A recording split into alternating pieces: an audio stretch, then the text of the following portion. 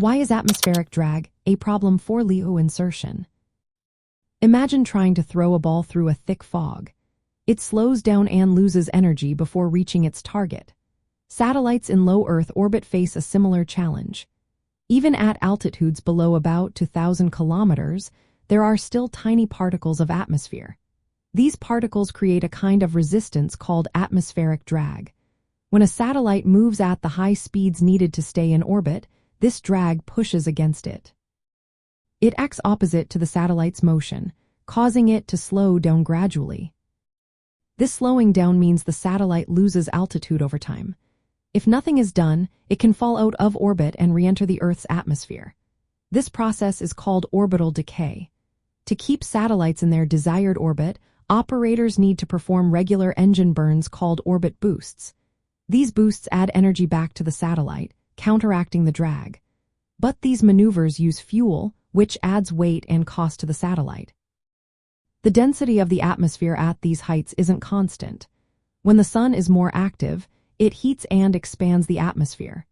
This makes the particles denser at low Earth orbit heights, increasing drag. During periods of high solar activity, satellites face more resistance and need more frequent adjustments. This unpredictability makes planning satellite missions more complicated.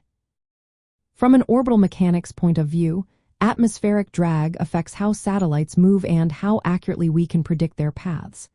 It causes small but continuous changes in velocity and position. This makes precise tracking harder and can lead to errors in where we expect the satellite to be.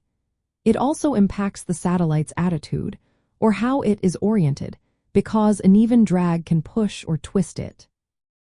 Designing satellites for low Earth orbit means including propulsion systems that can perform orbit corrections.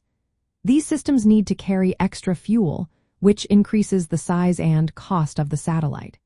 During high solar activity, more fuel is needed for orbit maintenance, which can limit the satellite's operational life.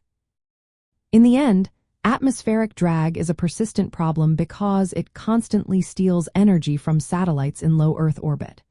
It makes maintaining a stable, predictable orbit more difficult and requires careful planning and extra resources.